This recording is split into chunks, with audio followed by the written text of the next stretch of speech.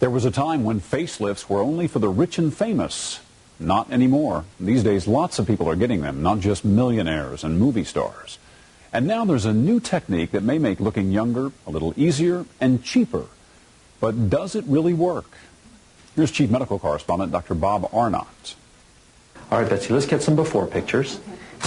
Okay, and then turn all the way to the side. Good. Perfect. Got it. An artist's photo session with his subject. Can you see my wrinkles really well? That is, if you consider plastic surgeons artists, like many people do. Her face is the canvas, and 54-year-old Betsy Capetta wants to see it become a masterpiece.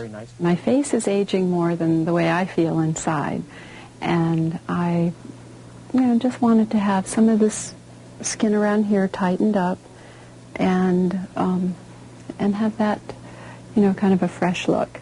All right, we're going to go in. So she's here, entering the operating room to get one of the latest in a line of surgical techniques that lifts a new area of the aging face.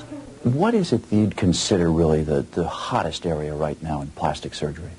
I'd have to say it would be the mid-face. The mid-face includes the lower eyes and cheek area. We're going to take it and redistribute it. Until recently, plastic surgeons thought the mid-face was too hard to tackle because muscle and tissue in that area are extra delicate.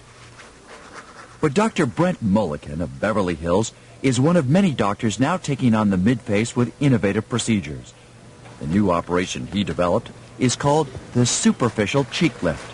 Almost everybody who needs their lower eyes done would benefit more from some degree of superficial cheek lift.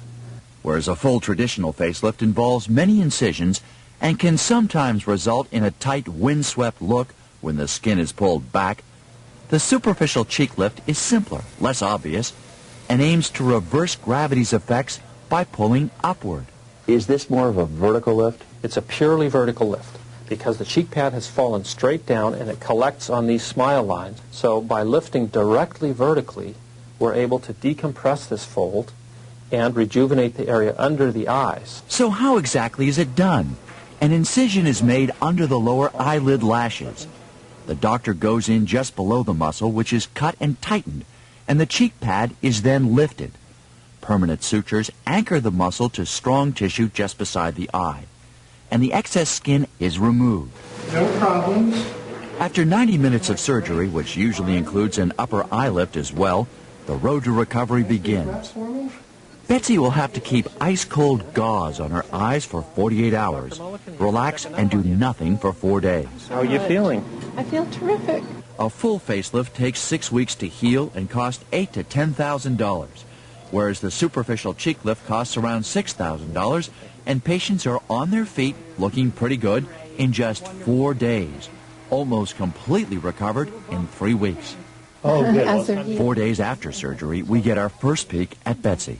You do have swelling inside the cornea. No pain, but at this point her eyes are bruised and bloodshot. Dr. Mulliken says Betsy's surgery was more aggressive. She had bulges under her eyes that had to be smoothed out, which caused redness. My healing isn't as rapid as I had expected, but I do have confidence that within the week it's going to be just fine. There's very little chance that this is going to be the new hot facelift procedure. Dr. Cyril Aston, renowned plastic surgeon of New York City, has his doubts. Surely you can get some change along the lower lid, but you cannot lift the face through the lower eyelid. When we tighten the muscle from below and we lift it up, we're not using the lower eyelid. This procedure is one attempt by one surgeon to give an improvement to the area that's traditionally difficult.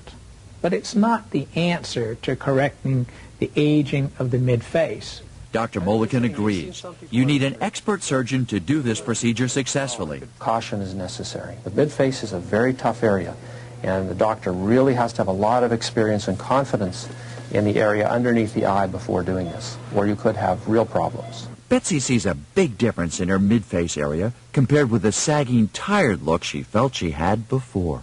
My skin is smoother right here in my cheeks. There's less of a fold right by my mouth. And what it's done is it's just kind of made this whole area very smooth and a little bit less on the eyes. If you are considering cosmetic surgery, you can learn more on our website. Just log on to dateline.msnbc.com.